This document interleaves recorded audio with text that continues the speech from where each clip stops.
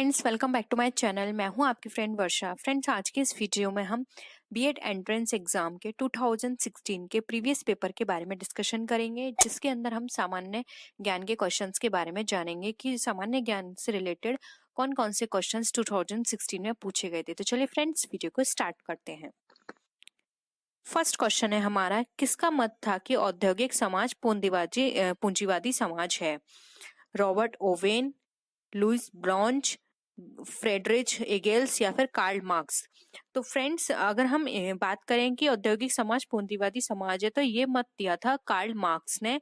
उन्होंने ये कहा था कि जो भी फैक्ट्रियां लगी हैं वो पूंजी पर पूंजीपतियों का उनका मालिकाना हक है। यानी कि फैक्ट्रियों में लगी जो भी पूंजी है, जो पूंजी से फैक्ट्रियां लगाई गई हैं, उस पर मालिकाना हक किसका होता है? पूंजीपतियों का होता है। और जो भी मजदूर उसमें मेहनत करते हैं, उससे पूंजीपतियों का फायदा होता है। तो औद्योगिक समाज पूंजीवादी समाज है। तो ऑप्शन डी हमारे यहाँ पर राइट आंसर है। नेक्स्ट है, भगत सिंह किसके नेता हैं? अनुशीलन समिति के, हिंदुस्तान सोशलिस्ट रिपब्लिक एसोसिएशन के, अभिनव भारत के या फिर अकाली दल के? तो फ्रेंड्स, अगर हम यहाँ पे बात करें, सचिन सान्याल तथा योगेश चंद्र चटर्जी ने वर्ष 1924 में हिंदुस्तान रिपब्लिकन एसोसिएशन का गठन किया था। यह अखिल भारतीय स्तर पर पहला संगठन था। बाद में इसका नाम हिंदुस्तान सोशलिस्ट रिपब्लिक एसोसिएशन हो गया और भगत सिंह इसके नेता थे। तो इसका राइट आंसर है option B, Hindustan Socialist Republic Association. Next question पे आते हैं। महाभाष्य के लेखक पतंजलि किसके समकालीन थे? चंद्रगुप्त मौर्य के, अशोक के, पुष्यमित्र शुंग के या फिर चंद्रगुप्त प्रथम के? तो फ्रेंड्स, अगर हम बात करें कि महाभाष्य के लेखक पतंजलि जो समकालीन थे, वो थे पुष्यमित्र शुंग के। क्योंकि फ्रेंड्स, पतंजलि द्वारा पाणिनि ने अष्टाध्यायी पर महाभाष्य लिखा गया था और इसका जो राइट आंसर है वो है ऑप्शन सी। नेक्स्ट है, चित्तौड़गढ़ का कीर्ति स्तंभ किसने बनवाया था? राणा सांगा ने, राणा कुंभा ने, राणा प्रताप ने या फिर राणा उदय सिंह ने? तो फ्रेंड्स, अगर हम यहाँ पे चित्तौड़ की कीर्ति स्तंभ की बात करें तो इसे सिसोदिया वंश के शासक राणा कुंभा ने बनवाया था 1433 से 1473 ईस्वी में। और ये बनवाया था मालावा के जो शासक को परास्त कर चित्तौड़गढ़ में अपना कीर्ति स्तंभ स्थापित करने के लिए उन्होंने इसको बनवाया था। तो फ्रेंड्स, इसका जो राइट आंसर है वो है option B, Rana Kumbha. Next है, वह ब्रिटिश जिसने 1857 ईस्वी के भारतीय विद्रोह को British parliament house of commerce में राष्ट्रीय विद्रोह की संज्ञा दी थी, वह कौन थे? अर्नेस्ट जोन्स थे, पायरस्टन थे, डिज़रेली थे या फिर ग्लोइस्तु था? तो फ्रेंड्स, इसका जो राइट आंसर है वो है ऑप्शन सी, जो कि है डिज़रेली। राष्ट्रीय विद्रोह की जो संज्ञा दी गई थी वो डिज़रेली ने दी थी। नेक्स्ट है, औरंगजेब ने दक्षिण में जिन दो राज्यों पर विजय प्राप्त की वे थे? यानी कि औरंगजेब ने दक्षिण में जिन दो राज्यों पर विजय प्राप्त की थी, हमें उसके बारे में बताना है। ऑप्शन है अहमदनगर एवं बीजापुर, बीदर एवं बीजापुर, बीजापुर एवं गोलकुंडा या फिर गोलकुंडा एवं अहमदनगर? तो फ्रेंड्स, औरंगजेब ने दक्षिण विजय के तहत 1685 ईस्वी में बीजापुर के शासक आदिल शाह द्वितीय और 8 अक्टूबर 1682 को गोलकाकुंडा को विजित कर मुगल साम्राज्य में मिला लिया था। तो इसका जो राइट आंसर होगा वो होगा बीजापुर और गोलाकुंडा। तो इसका ऑप्शन सी हमारे यहाँ पे करेक्ट आंसर है। नेक्स्ट क्वेश्चन पे मूव करते हैं। कोयल के निम्नलिखित प्रकारों में से किस एक से शेष प्रकार की अपेक्षा अधिक प्रतिशत कार्बन अंश होता है? यानी कि हमें बताना है कि कोयले के अधिक निम्नलिखित प्रकारों में से एक विशेष प्रकार में अपेक्षाकृत अधिक प्रतिशत कार्बन होता है, तो वो कौन है? एंथ्रासाइट, बिटुमेन्स, लिग्नाइट या फिर पीट? तो फ्रेंड्स, इसका जो राइट आंसर है वो है ऑप्शन ए, जो कि है एंथ्रासाइट। इसके अंदर 90% कार्बन की मात्रा होती है और इसकी क्षमता उष्ण तापीय होती है तथा यह जलते समय धुआं नहीं देता और छूने पर हाथ ये भी काला नहीं करता है। नेक्स्ट क्वेश्चन है, व्हाइट पर्वत पाए जाते हैं? हमें बताना है व्हाइट पर्वत कहाँ पाए जाते हैं। ऑप्शन है कनाडा में, नॉर्वे में, रूस में या फिर यूएसए में? तो फ्रेंड्स व्हाइट पत्थर पाए जाते हैं हमारे यूएसए में, तो ऑप्शन डी यहाँ पे हमारा करेक्ट आंसर है। नेक्स्ट है सर्वाधिक जैव विविधता पाई जाती है कश्मीर घाटी में, शांत घाटी में, सुरमा घाटी में या फिर फूलों की घाटी में। तो फ्रेंड्स सर्वाधिक जैव विविधता जो पाई जाती है वो पाई जाती है केरल राज्य के शांत घाटी में। तो ऑप्शन बी यहाँ पे करेक्ट आंसर है। शांत घाटी कहाँ है फ्रेंड्स? ये हमारी केरल में है और वहां पे सर्वाधिक जैव विविधता पाई जाती है। नेक्स्ट क्वेश्चन है वरुणा प्रजाति है सरसों की, अलसी की, सूरजमुखी की या फिर तिल की।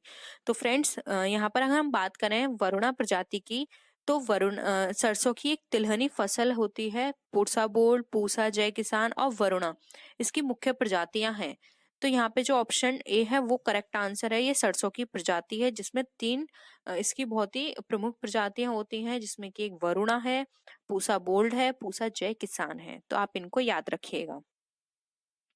नेक्स्ट क्वेश्चन पे मूव करते हैं।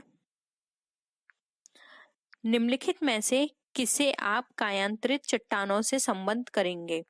तावा, गार्नेट, मैग्नीज या फिर पायराइट। तो फ्रेंड्स अगर हम बात करें यहाँ पे कायांतरित चट्टानों से संबंध करने की, तो यहाँ पर अगर हम कायांतरित चट्टान से संबंध करेंगे तो इसका जो राइट आंसर होगा फ्रेंड्स वो होगा हमारा ऑप्शन बी गार्नेट। गार्नेट कायांतरित चट्टानों से संबंध की जाती है। नेक्स्ट है कंधार स्थित है। कंधार कहाँ पे स्थित है? दक्षिण अफगानिस्तान में, उत्तरी अफगानिस्तान में, पूर्वी इराक में या फिर पश्चिमी पाकिस्तान में। तो फ्रेंड्स कांधार जो है वो अफगानिस्तान के कांधार प्रांत की एक राजधानी है और यह प्रांत अफगानिस्तान के दक्षिण पूर्व में पाकिस्तान सीमा पर स्थित है। तो इसका जो राइट आंसर होगा फ्रेंड्स वो होगा हमारा ऑप्शन यहाँ पर ए, दक्षिण अफगानिस्तान में। नेक्स्ट क्वेश्चन पे आते हैं। दक्षिण अमेरिका का वह कौन सा नगर है जो अपनी चौड़ी सड़कों के कारण अमेरिका का पेरिस कहलाता है? यानी कि इसकी चौड़ी सड़कें होने के कारण इसको हम अमेरिका का पेरिस भी कहते हैं। सैंटियागो, ब्यूनस, मैक्सिको सिटी या फिर रियो डी जेनेरो।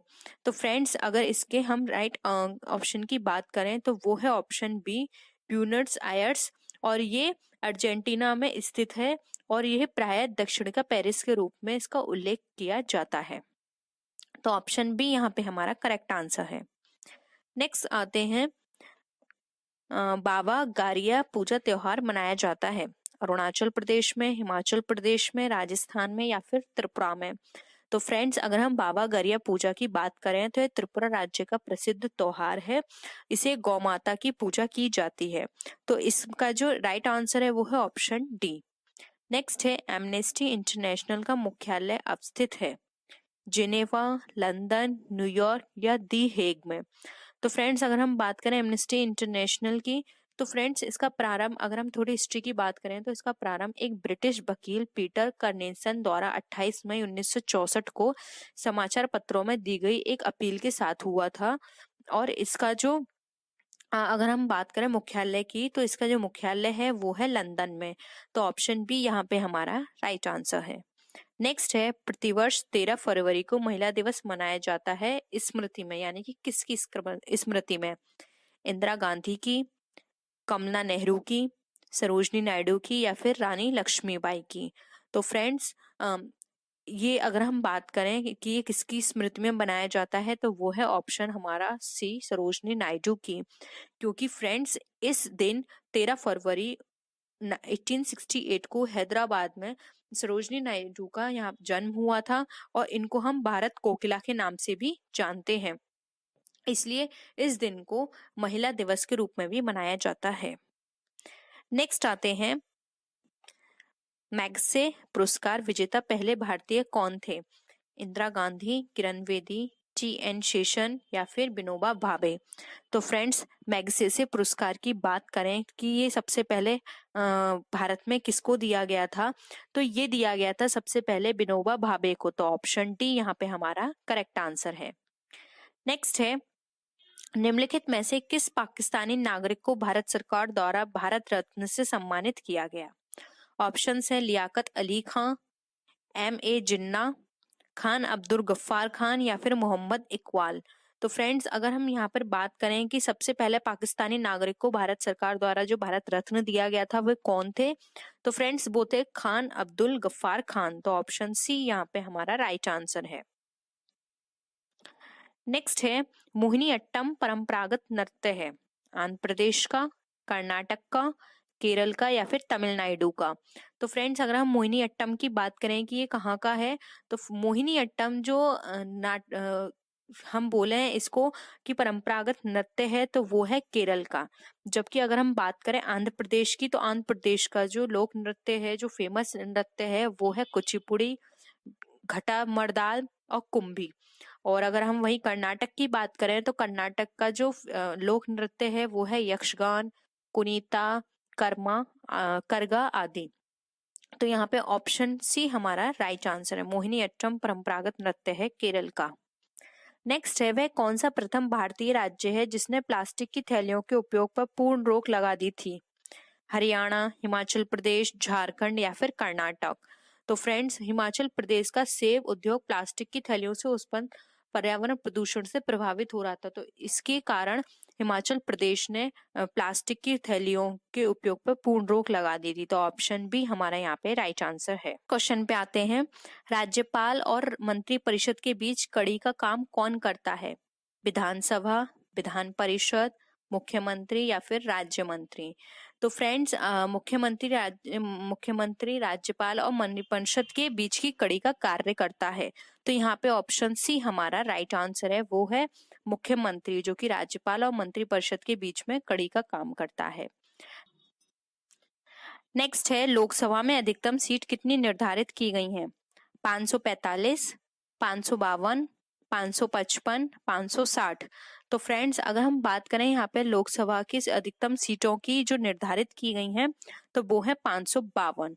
तो ऑप्शन बी यहाँ पे हमारा राइट आंसर है, जिसमें कि 530 सदस्य राज्यों से होते हैं, 20 सदस्य संघ शासित प्रदेशों से होते हैं और 2 सदस्य हमारे एंग्लो इंडियन होते हैं, जो कि हमारा जो प्रेसिडेंट होते हैं वो इनको अपॉइंट करते हैं।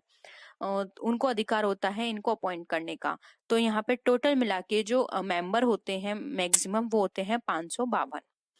नेक्स्ट है भारत में स्थानीय स्वशासन का जनक किसे कहा जाता है? Lord Ripon, Lord Cornwallis, Lord Macaulay या फिर लॉर्ड मिंटो। तो फ्रेंड्स अगर हम यहाँ पर बात करें कि भारत में स्थानीय स्वशासन का जनक किसे कहा जाता है, तो वो है लॉर्ड रिपन। इनका जो टाइम पीरियड है वो है 1880 से 1884 माना जाता है और इन्होंने 1882 ईस्वी में एक प्रस्ताव पारित कर स्थानीय शासन के लिए कई प्रावधान बनाए थे, इसलिए इन्हें स्थानीय स्वशासन का जनक कहा जाता है। नेक्स्ट क्वेश्चन पे आते हैं, किस राज्य में सर्वप्रथम महिलाओं को पंचायती राज संस्था में 50% आरक्षण दिया गया? उत्तर प्रदेश, बिहार, कर्नाटक या फिर पश्चिम बंगाल। तो फ्रेंड्स कुछ राज्य ऐसे हैं जैसे कि बिहार, मध्य प्रदेश, केरल, उड़ीसा, हिमाचल प्रदेश, छत्तीसगढ़, मणिपुर, उत्तराखंड, राजस्थान। यहाँ पर महिलाओं को जो पंचायती राज संख्या में 50% आरक्षण दिया गया है, लेकिन सर्वप्रथम बिहार में 50% आरक्षण महिलाओं को पंचायती राज संस्था में दिया गया था। इसलिए यहाँ पर जो इसका राइट आंसर है वो है ऑप्शन बी, जो कि है बिहार। नेक्स्ट है वर्तमान भारतीय संविधान में कितने मौलिक कर्तव्य हैं? 10, 11, 12 या फिर 13। तो फ्रेंड्स अगर हम वर्तमान की बात करें मौलिक हमारे पास कितने हैं कर्तव्य, तो यहाँ पर इसका जो राइट आंसर है वो है हमारा ऑप्शन बी, जो कि है हमारा 11। यहाँ पे जो हमें मौलिक कर्तव्य मिले हुए हैं वो मिले हैं हमें 11। नेक्स्ट है तारों के रंग सूचक होते हैं भार के, आयतन के, प्रकीर्ण के या फिर ताप के। तो फ्रेंड्स यहाँ पर जो इसका राइट आंसर होगा वो होगा ऑप्शन डी, जो कि है ताप के। नेक्स्ट है एक तत्व के समस्थानिक में होते हैं समान भौतिक गुण, विभिन्न परमाणु संख्या, भिन्न रासायनिक गुण, न्यूट्रॉनों की अलग अलग संख्या।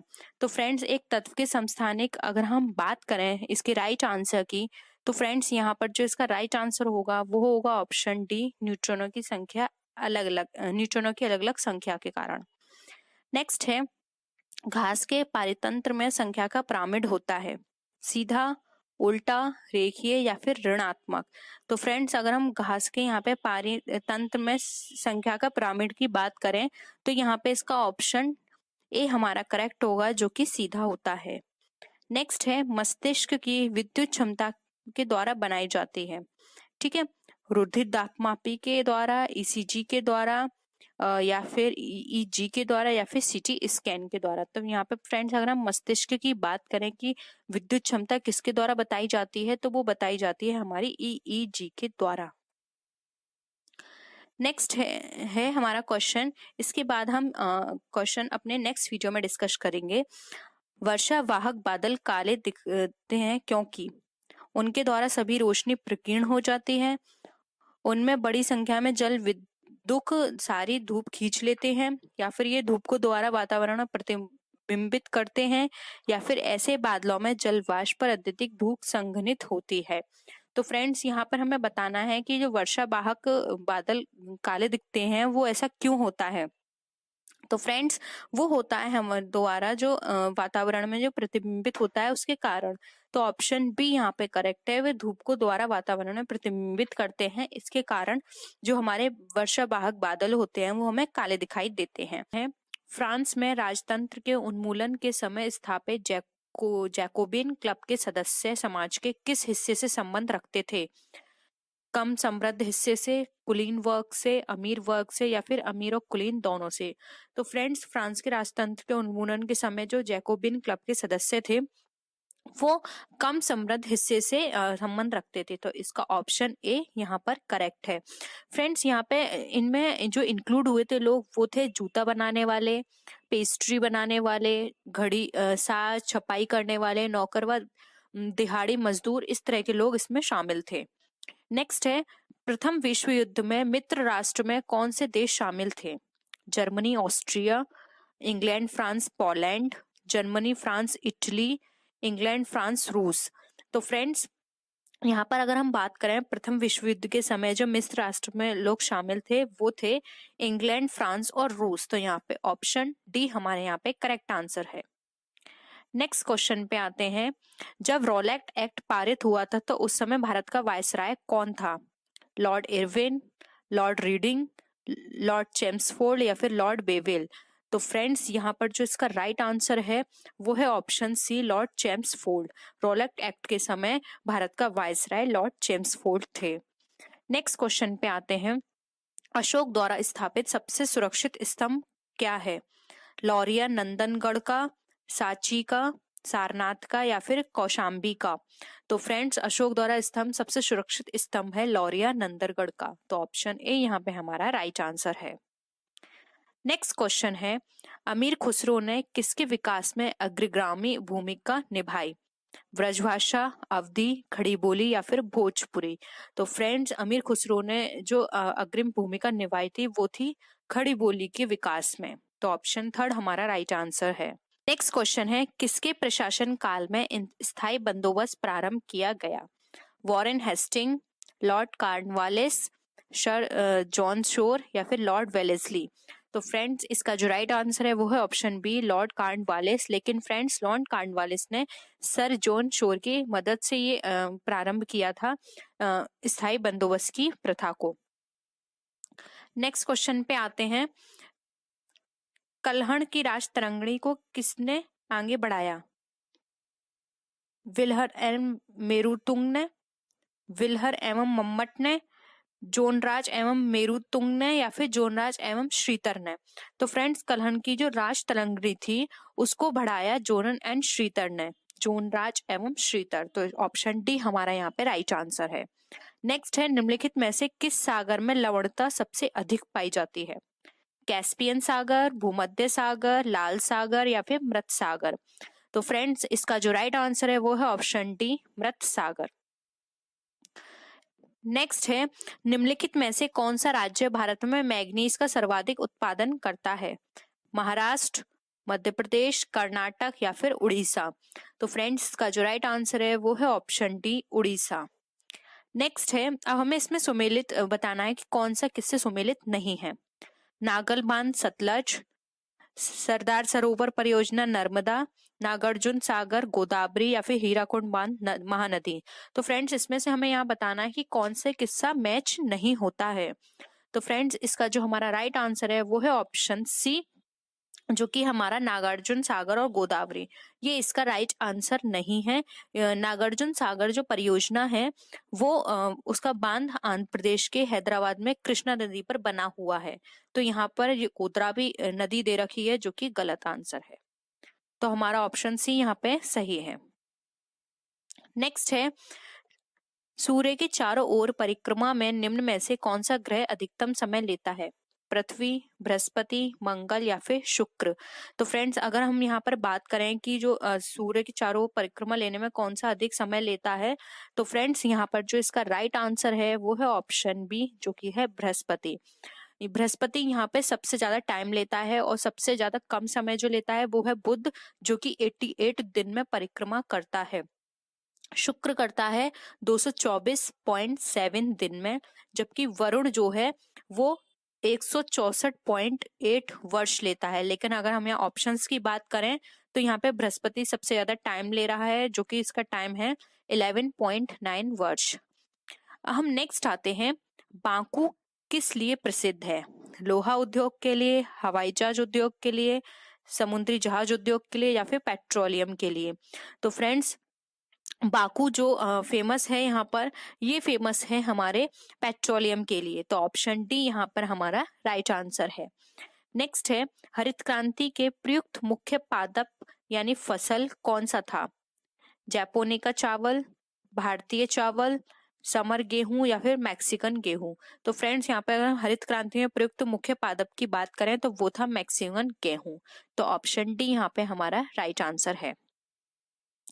नेक्स्ट है, नोबेल पुरस्कार दिए जाते हैं नॉर्वे सरकार द्वारा, स्विट्जरलैंड सरकार द्वारा, स्वीडन सरकार द्वारा या फिर स्वीडिश अकादमी द्वारा।